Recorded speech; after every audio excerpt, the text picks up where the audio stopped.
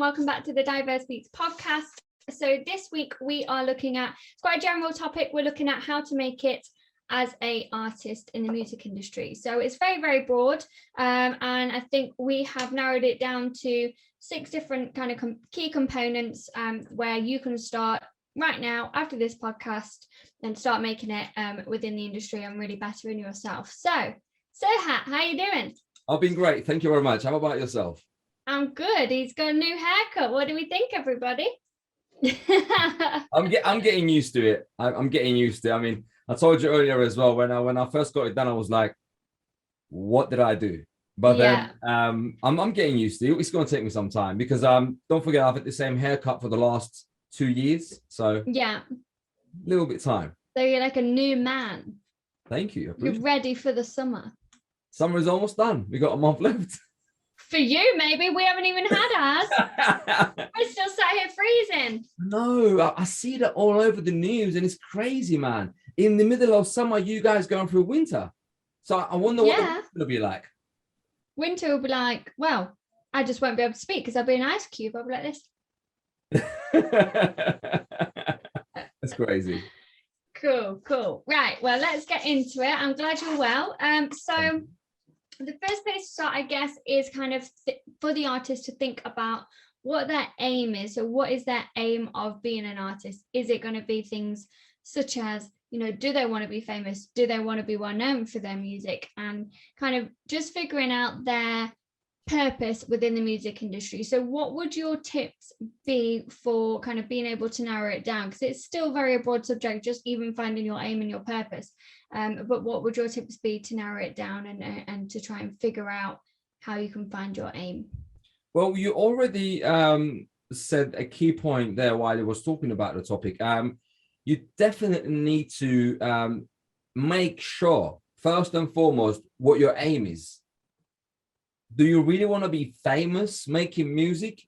Or you don't mind not being famous, you just want to make music for the love of it? And if there is a small crowd that's following you and you're happy with that, then that's cool. You know what I mean? But you have to make sure, because I talk about this in my other videos and not on my personal page. And what happens is people often have this wooden windshield car. So they're driving in the car where they have a wooden windshield, but they don't see where they're going. They're just going anyway. So sooner or later, you're going to crash into something for sure.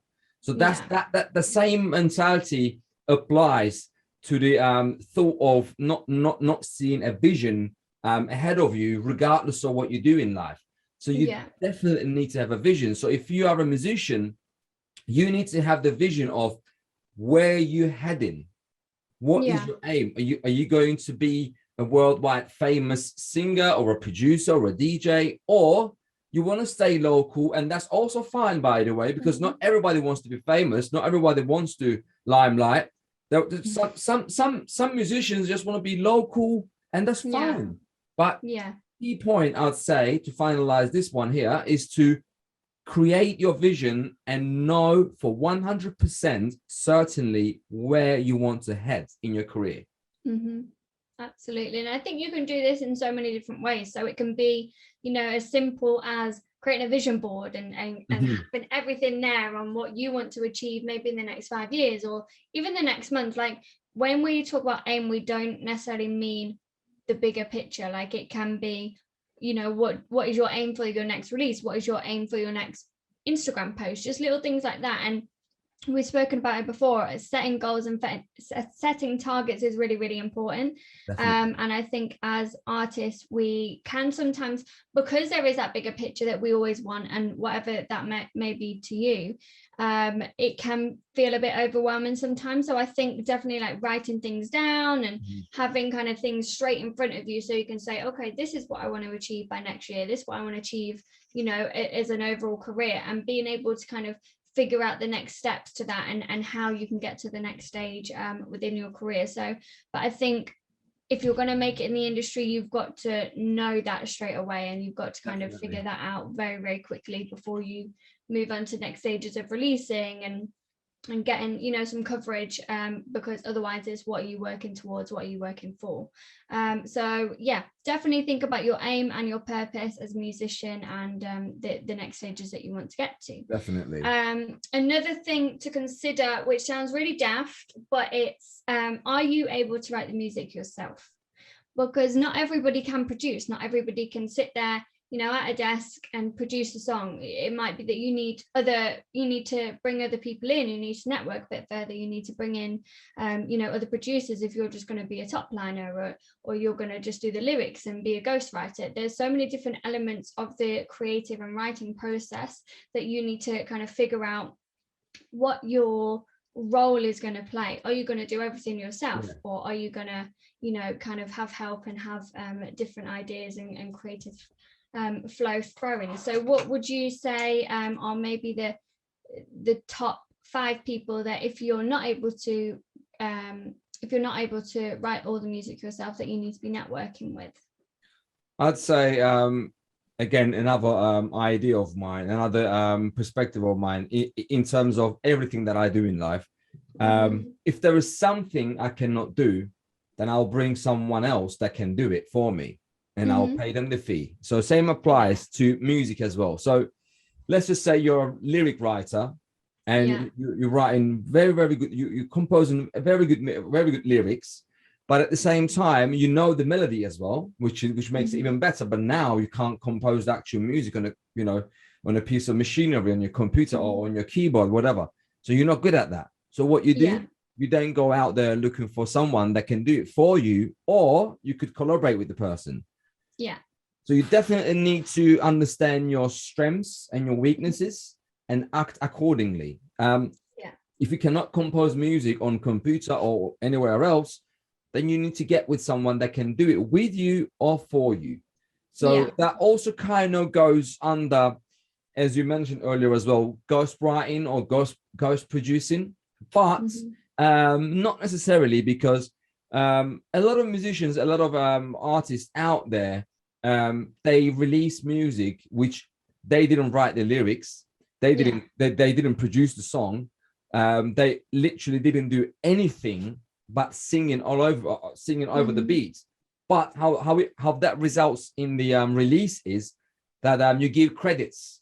So the song has been produced by so-so, lyrics by so-so, mix master by so-so, guitars, drums, blah blah blah by so-so. So you basically give credits to each and every single instrument within the song.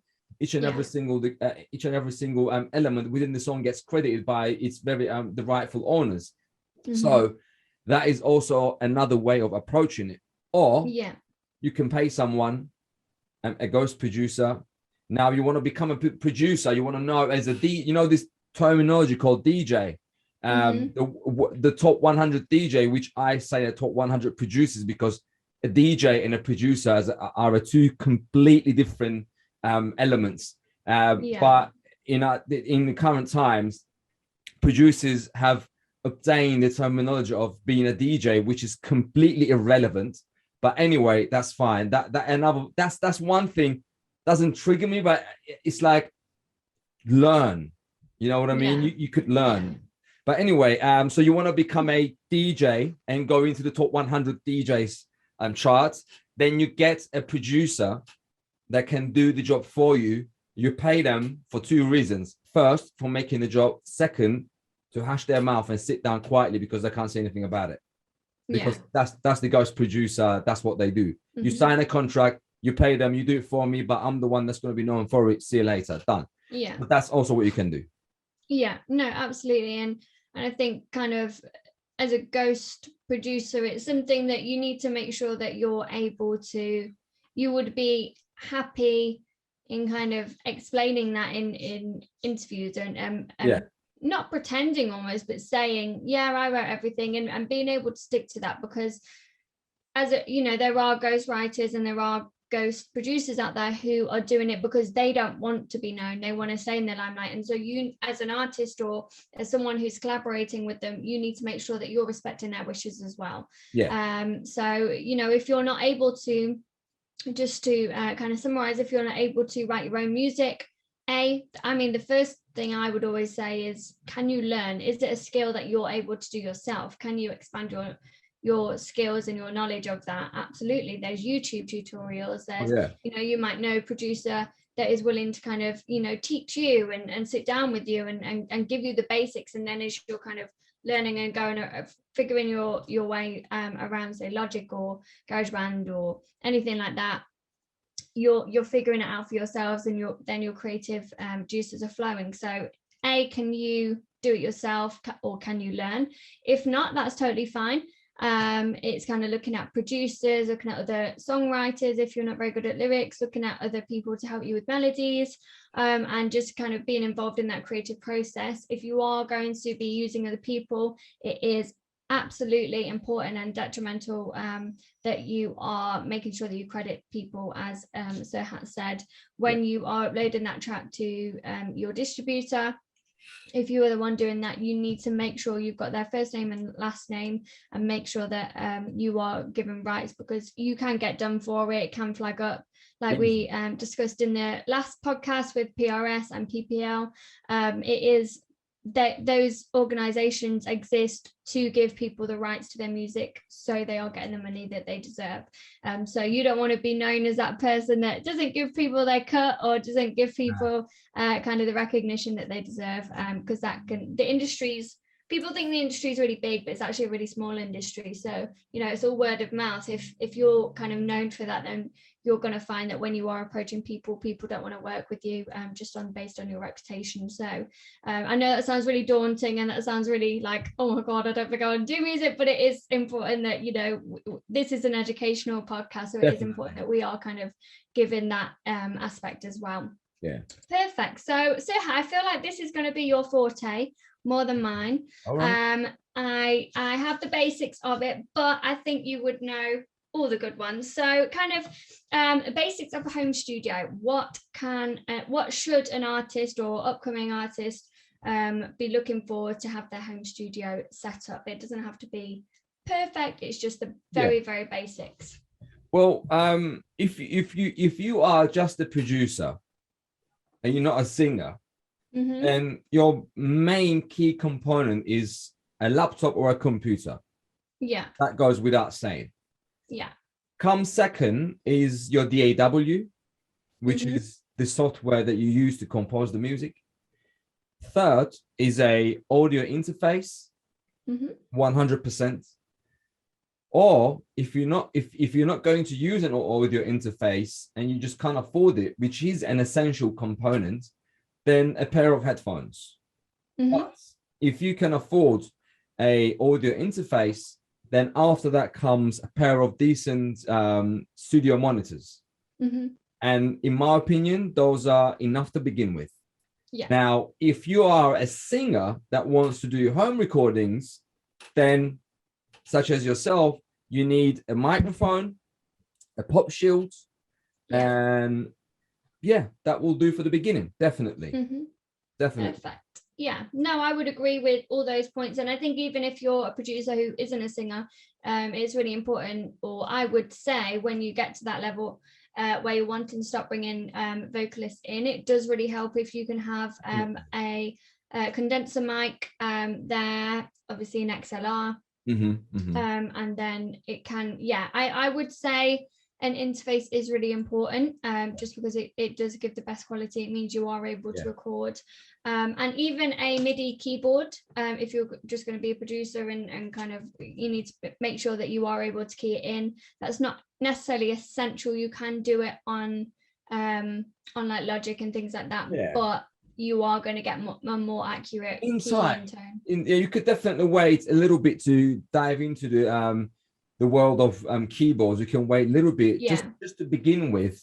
I just gave the list of the key components, but definitely, as you said, a MIDI keyboard can be essential after a certain time. You could definitely do with one, learning one and then using it at the same time. So definitely. And just to kind of give an idea of different types, you might be sat here thinking, I don't know what what equipment is good. I've just kind of come up with a little list and some prices. This is kind of on a budget. It doesn't have to be really, really expensive.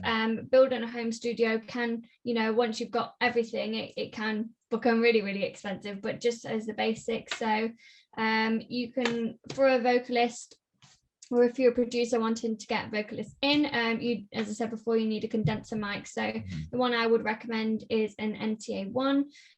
So that's the one that I use here. And you can get that so you can get it as a package actually. So right? Yeah, so you can have it with, so you get the mic, I believe you get the pop shield. You can also get, this isn't it, but you can also get a vocal booth, so all the dynamics bounce off, so you're not getting any outside noise. And I think that's about £219 for the package. I think the NTA one is about, it's either 79 or 99. It ranges from there depending where you're going to get it from. So that's something to look into. The MIDI keyboard, if you are looking for one that I would recommend, just if you're starting out on it, you're wanting to learn, I can't say it, is the Akai MPK Mini. That's only about 80. I've got it here actually. Yeah, I know. Those are little beasts, definitely. Here we are. Love that. My little baby. I know. That, and it's easy to kind of maneuver around as well. Yeah. And they light up. It's like green. That's what I'm saying. You can even do finger drumming on that, which is really, really good. Yeah. And you can do octaves, you can do note repeats, change your pitch. Really. And then you've got all these here as well. So it's definitely something to look into. For an interface, you might disagree, but a Scarlett Focusrite no, is I really agree. good. I agree. Do you agree? To begin with, they're good. Definitely. Focusrite Scarlett series are the ones to begin with, definitely. Yeah, and they range in price, so you can have a 1 channel or 2 channels. So I think the 1 channel is £99, and then obviously it increases if you're going to go to 2 channel. If you're just going to have say vocals on it, then you just need the 1 channel. But if you are wanting to record guitar and other elements, then you do possibly need to go to 2 channels. But that's something, if you're just building your home studio, you can get that at a later date. Just the 1 channel one would be really good.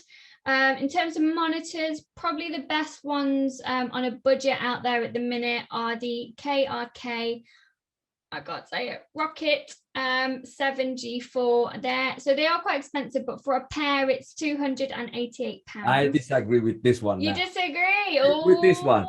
The reason why, because I've used KRK RP5s, Rocket 5s. Okay. Back in these are Rocket 7s. Yeah, I know. They're okay, but quality wise, I'd still go on the budget ones as well. We're talking about budget ones now, so I'd say Yamaha. They are, Yamaha do have a very good reputation. What kind? Definitely. Or Yamaha, just any? HS8 series. Okay. They are really, really good. At the same time, affordable, warm sound, decent sound, with the right amount of soundproofing in your studio.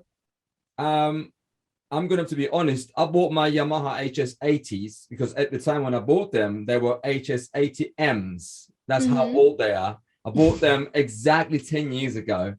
Yeah. God forbid they're working amazing. I hope nothing will happen to them. But I'm not thinking about changing them. Okay. I'll put it that way. They're roughly amazing. How much? Obviously, it was 10 years ago, so they might increase in price, but roughly how much? 10 years ago, the price was about, I'd say, in pounds, £350 for a pair, or maybe 400 for a pair. Now they range around the same price. They haven't changed much. Okay, that's quite good to say that the ones I've suggested are 288. They're pretty much in the same 400, around the same. But I promise you, these do sound a lot better. Okay, cool. So you've got 2 options there. I mean, I have to say, Yamaha are very, very good. They are obviously a well-respected brand within the industry. So if you do have that budget to go a little bit further, then out of the 2, I would say Yamaha as well. And what was that? Can't remember what that was. Obviously, you need an XLR lead if you're going to be doing vocals. You can have jack leads as well. They're always useful to have, but you just need to make sure that for the NTA one, it's a XLR to XLR, and that goes into the Focusrite. So just make sure that you have the right ends for your equipment. And phone panels. So you can see in Serhat's, I haven't got mine up at the minute. You can see Serhat's phone panels all around his room, looking very, very lovely. So, I mean, I don't know how much you paid for yours. You can get some basic ones from Amazon. It all depends on kind of how good you want them to be. You can get them from Amazon for 18 quid, but they do go up to £79 and probably further as well. So I would say if you can invest in them, it's definitely worth doing, because the sound is going to bounce off. It's going to be really good for you. But if we're talking budget, you can just go with the £18 ones from Amazon, and they work just as to begin well. with. Just gonna plug my laptop in. Sorry. That's all right, no problem. I think overall for my whole studio, I paid about 60 quid for the whole thing. £60? Yeah. Yeah. But your headphones for 300. Not your headphones. Your what are they called? Your monitors for 300. Yeah, £60 for the whole thing. The foam I'm talking about.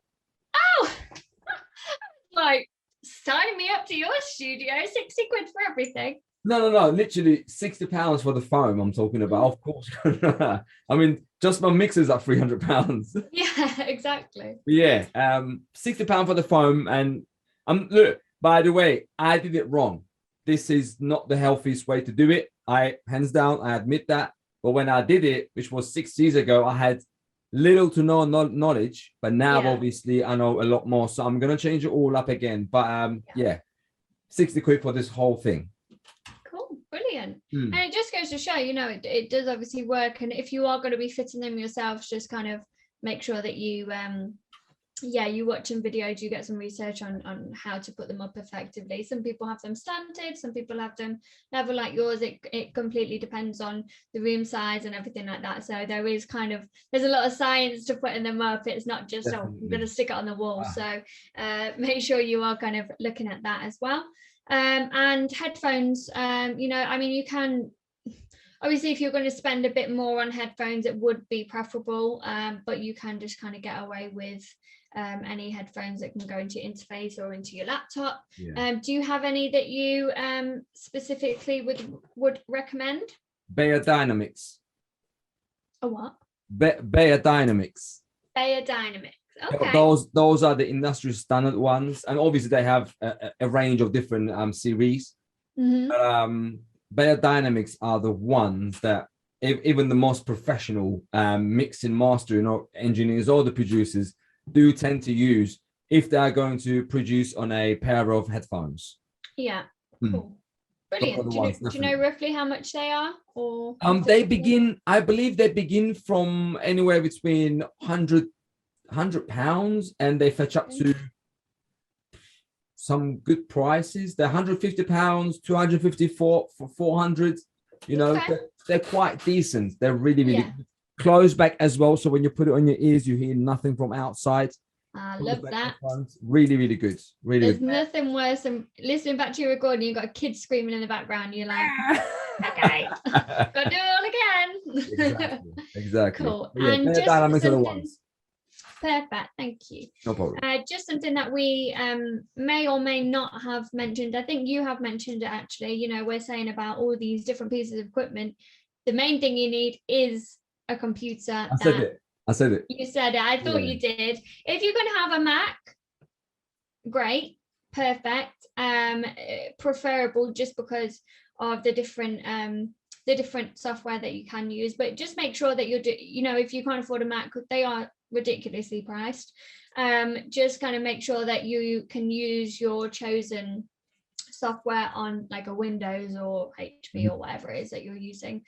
So just make sure you're kind of researching that before you go ahead and you buy the software and then you cry because it doesn't work. Definitely. Windows actually has the upper hand when it comes to softwares, because a lot of BSD plugins and even some DAWs, normal softwares, they do get manufactured for Windows first, and then they get the Mac version manufactured afterwards. So some software developers, they tend to, not all, but some, they do tend to skip the Mac version. So some softwares, they only come out for Windows, which is not a rare occasion. I've seen it happen so many times. In that case, a Windows laptop or a computer has the upper hand because one, they are much more affordable, that's for sure. Second, they are much more adjustable, where you can increase almost anything and everything. You can increase the RAM, you can increase the graphics card and the hard drive and whatnot much easier than a Mac. But then at the same time, Mac is much stronger. It doesn't, it prevents any kind of virus from getting into some software system, so no viruses can come into Mac. So it makes it that much more reliable and solid to work with. So that's also Mac's advantages. But some ups and downs in both sides. As always, there's always going to be ups and downs, and I think Macs don't have very good memory. That's all. Like I have to spend my whole evening sometimes transferring it onto my hard drive. But what I would say is, with either Windows or with a Mac, always make sure you're backing up your work as well. Definitely. I've got this. Let me just grab it. Oh, so this is the Lacy something hard drive. I get it from Amazon. Have you got this? And I want it. I don't have it, but I know how reliable they are. They are really good. But well done. That's a good job. This is only the 1 terabyte. So I mean, terabytes ridiculous. Like that's just loads. This was £70, I believe. And then you can have 2 terabyte, 3 terabyte. But I mean, 1 terabyte's more than enough. But it's got kind of I feel like I'm being a sponsor. Like an influencer. Can you see it? Me as an influencer? Good one. I could not do that. I'd be like, so this is a highlighter. It goes on your eyes. See you I later. can't do makeup. Thank you. But it has a bounce kind of, it basically, if you drop it, it bounces. So it's got it's a protector. Protector. That's it. You could be the influencer. But I would definitely recommend this if you're looking for a hard drive. It is quite expensive compared, but I've read ones about other hard drives that are quite in demand, but they always break after 3 months, whereas I've had this for maybe a year now, and I haven't even hit. I've had that happen to me the other day. I'm not going to lie. This is a quite good topic that you brought up. My 4 terabyte Toshiba hard drive, which was apparently really reliable, broke down on me last week, and it had a lot of useful information. I was saving in there. Luckily, I save all the information that I gather on a daily basis onto 4 different hard drives. Wow. I have to, because this is the reason why I had to do that, because look, I thought it was trustworthy, and it broke down on me out of nowhere. And it had the guarantee and everything. I took it back. They're like, there's nothing we can do about it. It's gone. It's literally dead. I said, see you later. Done. And it's heartbreaking, especially if I don't know, you're doing uni work or something. It's not even as an artist. It's if you're doing uni work, you've just done your dissertation. This has happened to me, which is why I'm bitter about it. You're doing your dissertation and then it goes, and you can't, you don't have any other explanation, or you don't have any other choice than just starting again. Unless you was pissed last night. What do you mean? I was drunk. You? No, I'm saying you said if there was, unless there was another explanation, because you don't have another explanation, right? You said you said you might not have another explanation to the situation, so it just broke down. No. I mean, I said the wrong word. You don't have any other choice. You can't, because it's gone on your hard drive. So I'm saying, haven't backed it up. So I'm saying, what if you was pissed last night and you just didn't do the work at all, but you come up with an excuse? Oh, but it just broke down on me. Whereas, everyone's done that. You know what I mean? That's what I'm trying to say. But if you're gonna say, oh, it was my hard drive, they're never gonna know. They can't prove it, you know. Nah, they can't. Cool. So I don't think there's, in terms of a home studio, there's anything else that we need to cover. I think we've done everything. So mic, interface, monitors, panels, choose your computer, choose your software, even the hard drive. And hard drive, yeah. Cool. So moving on, different ways, we touched on it briefly, different ways that an artist can network. So I think the word networking can be really, we have done a full podcast on it, but just for people that are new or haven't watched that one, networking can be really, really scary, I think, and people can be like, you know, it involves talking, and I think there's a lot of anxiety with it. They don't know who to go to, they don't know the right people. So just maybe different people then artists should network with to be able to make it, to be able to get to certain levels, to get to, get well known within the industry. First and foremost, social media is the one these days, especially because there is hardly any clubbing happening. Well, I mean, England gone back to normal now. The festivals and clubs are all gone back to normal, which is good. But if you don't have the chance to go to a festival or a club, then I would recommend you to start networking online as you would do on Instagram or Facebook. Before you message somebody on their personal Instagram, try to follow this person for a while, acknowledge and understand what they do, try to support their posts. This person is not blind. You know, they will definitely see you unless they have like a couple of million followers. You know what I mean? if they're like I don't want to say mediocre, but like a not too famous, exactly, an upcoming artist. And I'm talking about a lot of names that I'm currently in touch with right now. They are verified, they are upcoming artists, but they still do respond to their messages. And it is possible. So what you do is you comment, you like the pictures, you comment on the videos of pictures, and then a little bit time later, you receive a few good responses from the artist himself or herself. You then send them a DM. You know, you send them a message, send them a DM and tell them, listen, so, whatever your message is about. And then you break it down and then you ask for whatever you're going to ask for, which is quite reasonable in my opinion. Yeah, I think definitely engaging first is really important step, because you've got to, it can't be a take, you've got to give a little and then take a little bit as well. So it has to be a two-way it's got to be a two-way relationship for sure. And just even if it's like a week or 2 weeks, just kind of following them, seeing when they upload, liking, comment, just little things like that, maybe even a share. It goes a long way. And it's strange, people are so reluctant to kind of do that little step, because they think, well, I don't want my followers to increase, or people have a thing of like having their followers, people following them high, but they're people who they're following low, because it shows like it looks like you're more in demand. But you've got to you'll get to that stage if you're going to continue to network, but you've got to kind of give a little to start with. Absolutely. But don't go following 4,000 people. Don't go following 4,000 people. Don't do that. No, you might get a shadow banned or whatever it's called. Do it gradually, definitely. Kind of maybe pick your top 5 for a week or top 5 for a day and go like that. Okay, let's think somebody hasn't got social media. What are other ways that they can network?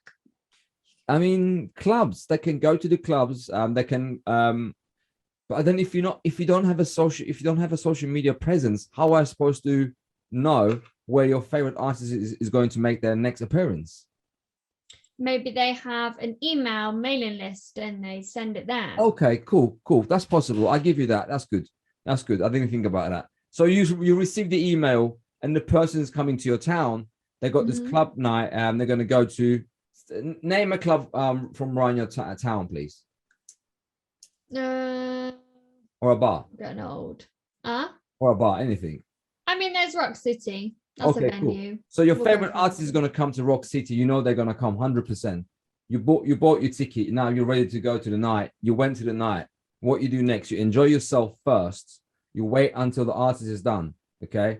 But then when the artist is done, there's two options you can do. Either try to speak to the security and try to ask, listen, I just need to take a picture or ask a question. But taking a picture is much more sort of relevant to the situation, because if you say, I'm going to ask a question, they might think, oh, well, you're going to ask. But if you say, I'm going to take a picture, they're like, oh, cool, come and take a picture. But why are you sneaking in to take a picture? Then you can ask a question.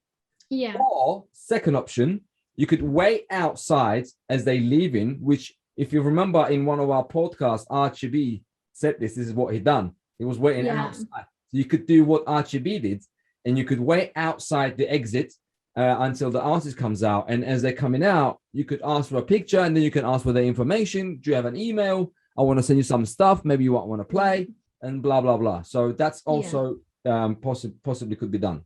Mm-hmm. Yeah, definitely. And I think Archie B said, he said that, I can't remember exactly how he worded it, but the fact that you've given someone context, then you've said, oh, great to meet you last night. People are going to be like, oh, okay, yeah, you came to my show, cool, you know, and they're more inclined, rather than if you're sat in bed, you're not watching it, and then, you know, you then try and get something out of them. If you're showing that you are supporting them and invested in them, then they're more likely to kind of give you that support as well. Brilliant. Other ways that you can network, go into like events. So I know BBC do a lot of networking events. Kind of it can be things from music supervisors, it can be things from like record labels, managers, anything like that. Songwriters. So always keep an eye out for that. I think that happens every year around October. And I think it's 3-day events. And you just go out there and you network and things like that. You can do YouTube network sessions. And it's just any event that is going to kind of let your name be known. Meet a few people. Even if you meet 2 people throughout the whole day, you don't know what those 2 people are, you know, can bring to you, and what you can bring to them as well. Again, you have to remember it's got to be a 2-way street. Definitely. Also, kind of thinking of networking, I think people just think of, oh, what can I get from people type thing. Networking with your fans, you know, that gets overlooked. So make sure you're kind of, you know, if you go to a show or you're doing a show yourself, maybe ask people for either a follow on social media, or ask them to leave their email address, you know, with your manager or with somebody that's around it at that venue. Create a mailing list, so then when you have a new song or you have a new show or you have something that you want to tell people about, not everybody's on social media, so you need to have another avenue where you can do that. So make sure you're kind of networking with your mailing list as well. That's really important. And other ways you can network is literally just word of mouth. So anyone you meet, you could be at a restaurant. Like, I mean, don't go irritated, you know, not like every single person you meet, hi, I'm a musician. Like, make sure there's like context, make sure it's kind of like, you know, if someone says, oh, what do you do? And then that's your way of kind of coming in. It's about kind of having the balance and just word of mouth and just chatting to people, and you never know who you're going to meet and who you're going to bump into. So, and it is difficult, and it is also about having the kind of confidence, you know, like in the scenario that you've kind of given and kind of going up to security. I don't know if I'd be confident doing that, but why not? I panic. I'm like, hey, like I just can't do it. Like, so, but I think you have to get out of that comfort zone. Do you know what I mean? Like, you've got to kind of, if you're here and this is where you're confident, but I know Justin Bieber's here. Yeah, but it's too cold for an ice cream. It's freezing. Why so we don't need any. Huh? Why are they selling it? Because it's summer, you know. They were selling it in like November. Like, they just run around going everywhere. So sorry. Yeah, so like if your comfort zone's here, but like Justin Bieber's manager's like here, you got to go here, you know, you got to kind of go to that next bit. Otherwise you're going to be stuck in that rut. You're going to be stuck in the same place that you are. And remember that aim we were talking about at the very start of the podcast, you're not going to reach there, you're not going to get any closer. So just make sure you are kind of pushing yourself even a little bit each day, even if it is just kind of sending someone a message that, you know, you look up to or you like. that's the first step. And then as you kind of, the more you do it and the more you kind of are exposed to that environment of feeling uncomfortable, you'll get more confident and you'll start to feel more comfortable with it, and then you can push yourself to the next boundary and the next boundary. Definitely. And then all of a sudden, you know, there's nothing that frightens you. You're just chill, you're doing you. So perfect. So a little different on this topic now. So how can an artist stay motivated? We have touched on it on another podcast, but again, just for people that maybe are new, haven't joined the podcast, haven't looked at any others shows that we've done, it can be very daunting, and it can, you know, when you're not seeing those results, you've got, let's say you've got your aims, you're networking, you've got your home studio set up, but it doesn't feel like you're getting anywhere. How can an artist stay motivated and keep pushing through and kind of getting through that blockage of writer's block or not feeling good enough? Because it does go, and it happens to everyone.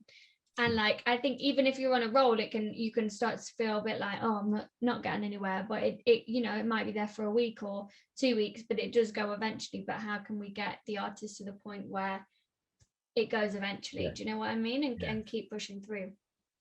So sorry, I believe, talk a lot, don't I? Yeah, that's fine. I mean, the only way, I believe, in my opinion, the only way to do it is to turn back, have a look how far you've come so far, congratulate yourself for your achievements that you've achieved up until now, and then also understand there's going to be some stagnations here and there. You're going to stop for a bit because you can't just keep going forward all the time. Eventually your body will break down and you're going to have to stop somewhere down the line. So if you're having a stagnation for a couple of days or even a week or maybe a couple of weeks, that is also okay. It's not a bad thing. It happens to every single artist within the industry.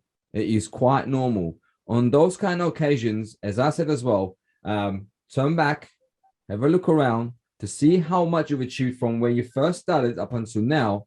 Congratulate yourself, actually pour a glass of drink maybe and celebrate it to fill yourself up a little bit. And then give yourself enough credit for all your achievements that you've achieved up until now, and then chill and then carry on the next day.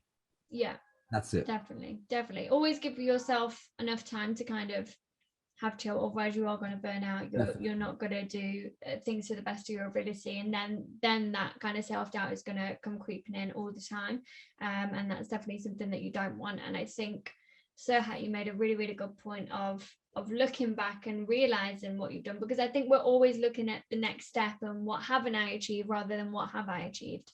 And I think that is really, really important.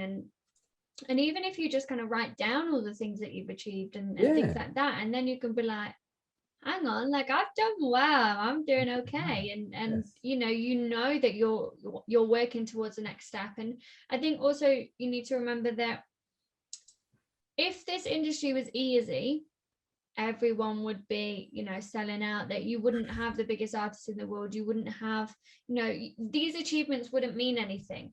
So it is a very tough industry, and you've got to give yourself credit for that you are kind of carrying on, and you are even in the industry to start with. And even if you've just released your first song, that is a huge achievement, because not everybody takes that step in kind of having the courage to distribute it, start sending it out to, you know, people. So even just having your first record out is really, really great achievement, and something to be proud of. You know, you can also listen to motivational podcasts, you can do some meditation, some yoga, having a morning routine is really important, having an evening routine, you know, having the work-life balance of this is what I want to do, you know. And people say, oh, you know, what, it's something like, oh, I work hard while everyone else is sleeping. No, that's fine, but if you're burnt out, you're not working hard. You've got to be making any sense, you know. You've got to be you've got to have productivity, but you've also got to kind of allow yourself to have those moments of, it has to be healthy. Like, oh, I'm just going to binge watch Suits or whatever. There has to be a healthy balance. And if you haven't got that right, then that's fine. It might take a bit longer. I know you did a post on it the other day, didn't you? Yeah. That you're trying to get that balance Yeah. right, and it will come, and it doesn't just happen overnight. And just making those little changes, reading rather than scrolling through social media, and kind of expanding your knowledge on things can really, really help and keep you so motivated, because you're always learning. And you're always going to grow. So similarly, what are your tips on productivity and daily working? So this is the final question. So if there's someone that's kind of, they sit at their desk for 8 hours a day, or 10 hours a day, they're because they're there working for that amount of time, they think, oh, I've been really productive, but actually they've only got one verse or one part of a song. What is kind of your tips on allowing yourself to kind of be productive throughout the day and actually getting a lot of work done? I mean, in my opinion, you definitely need to have everything scheduled out on a daily basis. Even if you don't, that's also okay, no problem. But try to get everything scheduled out. In the morning, you should be able to know what your day is going to be like. Yeah. So if you have, for instance, if you have 6 songs that you're currently working on, which is absurd, by the way, it's not a healthy number. I take it as maximum 2 songs at a time, which is also not good, but I can manage because I've been doing it for a while. So what I do is I work on one song for a while, I give a break, and then I go back to the other song. I see where I'm at with that song, see if that's actually going, because I do have my own productions, my clients' productions, as well as my collaborations and whatnot. So I do have quite a few things going at the same time. So in my case, I can do it, and I am capable of doing it. But not everyone is. Not everyone is capable of doing it. So you can take one song at a time, focus on the song, give yourself some break, get back to it. If you feel like your brain is becoming liquidish, it's not functioning anymore, give a break. That's totally fine. Your body needs it. Your brain needs it. I believe. And if instead of spending 8 bloody hours on a song, which absolutely makes no sense, try to spend 4 healthy hours, but give it all you have, or maybe 3 hours. So, because 8 hours, I've never worked 8 hours on a song in my entire career. Never. Yeah. To me, that's an absurd amount of numbers that's been spent. And I promise you, half of it went down by scrolling on bloody phones or watching videos. So you could be locked up in your studio for 8 hours, but let's be real. How many of those 8 hours you really, really strictly worked? Yeah. Be fair now. You know what I mean? So instead of spending 8 hours, then spend 3 to 4 hours, but give it all you have. And when you're done, when your brain becomes liquidish, as I said earlier, call it a day. Go do what you have to do. Go train. Go to the gym. Have some food. And if afterwards, after everything is done, you feel like, I can go back in the studio now, go back to it then. You know what I mean? I believe, in my opinion, that's the most healthiest way where they can get the most out of their sessions. Yeah, no, definitely. And there's a book called the 4-hour work week, which is kind of about being productive and having those 4 hours where you work so hard, and then you go do what you want to do, whether that's starting another song, or whether it's looking at kind of venues. And you can still kind of do things within music. You don't just have to kind of literally be sat here for 8 hours writing it and then going off and doing whatever. You can still kind of be researching venues, researching and networking and doing things like that. But that's always going to help you get to your final aim, and just kind of learning about productivity and the way you work, because we all learn differently. I mean, for me and you, it's kind of, we get up, we go to the gym, and then we start work. That might not work for some people. They might need it, and some people don't like the gym. That's totally cool, That's fine. And it's just kind of finding a routine that works for you. If you find that the end of every day you write down what you got to do the next day, or you do it in the morning and you just have it there, then that it is whatever works best for you and whatever is kind of your routine and what you're able to do. Because I think not everybody can have a routine because of work commitments, things like that. You know, we're lucky enough that we work from home, so we are able to build that routine. It's not like we've got to rush to the office or we've got to rush to certain places. We work from home and we build that routine from there. Not everybody is like that. They, you know, some people do have to go to the office, so it's just kind of what works for you. And you know, if you know, even like silly things like meal prep and making sure that you are nourished through the day. So like, make sure you're having a good lunch, have your hour break or your half an hour break, whatever it is that you get, and enjoy it. You know, shut off from work and things like that, and you know, or the studio and writing, and make sure you are taking those breaks. And don't start your day with admin. Always start your day with maybe something that really interests you and kind of gets those that excitement going, and just little things like that. And maybe you can have we said it in the last podcast that we did on productivity, but you can get an app on your phone where it grows trees if you don't go on your phone, and silly things like that can really help, because I think we are in that kind of digital era where it is so, I don't want to do this, don't want to focus, I'm just going to scroll, and then next thing you know, it's been 3 hours and you haven't done anything. So then you're having to work late at night to follow up on what you missed out, and that's exactly, no one wants to do that. So just kind of figure out your routine, figure out what works best for you, figure out your prioritize as well. So if you've got 2 songs going, which one are you going to release first? Which one needs to be sent over to the record label first, or anything like that?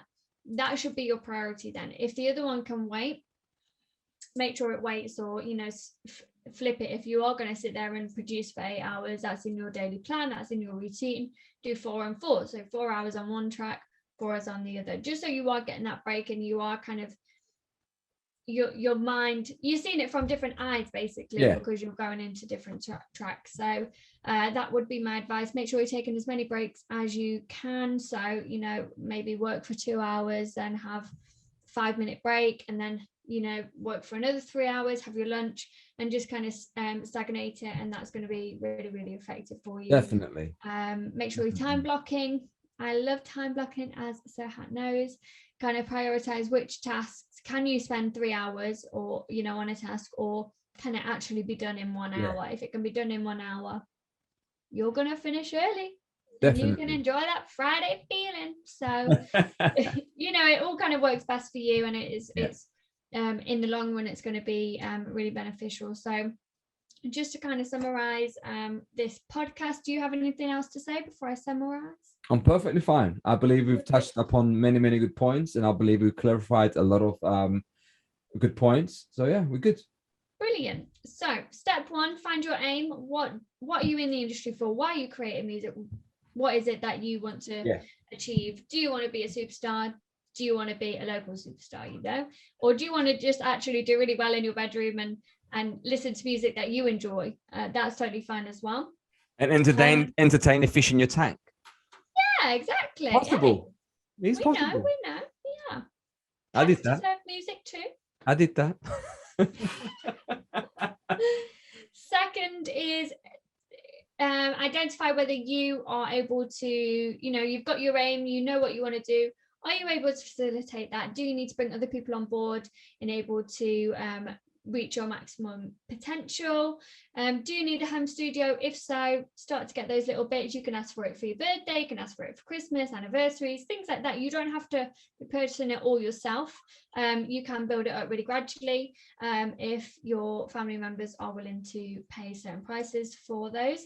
But you will find that you are a lot more kind of creative and a lot more you feel a lot more freer if you have a home studio. You know, it's something that if you suddenly at 1 a.m. get this great idea, you then have a place to put it. It's not like you've got to record it on your phone and you do go like no, you know, we've all been there, we all do it. Figure out your networking strategy. What are you comfortable with, what are you not? And just make sure that you're growing your network and you're growing your confidence and boosting your levels of creativity there, and just kind of figure out a productive routine for you that works best for you, that works with your lifestyle, allows you to have the work-life balance but also the social life balance, and able to do things that you want to do. And also remember that we all get to a point where we don't think we're good enough. It's the music industry, it's any industry, you know, it's kind of, it is tough. And if it was meant to be easy, we'd all be doing it. So just keep going, have fun. Have fun is the key. If you're not having fun, we say it all the time, if you're not having fun, you need to be looking elsewhere. You need to change the way you're doing things, because that is what it's all about. Yes, you might want it as a job. Yes, that means hard work, but you do need to still have that love and that appreciation for your art as well. But other than that, we will leave you to it. We have done a lot of talking. I'm sure you're very bored of my voice because that's all I do is talk. So I do apologize. But yeah, it has been a pleasure. So Serhat, thank you very much for your suggestion. This was your suggestion for the podcast. So yeah, any more ideas that you have, or if anyone else has any ideas, please just leave them in the comment section below. Don't forget to like and subscribe, and we'll see you in the next one. See you later. Take care. Bye.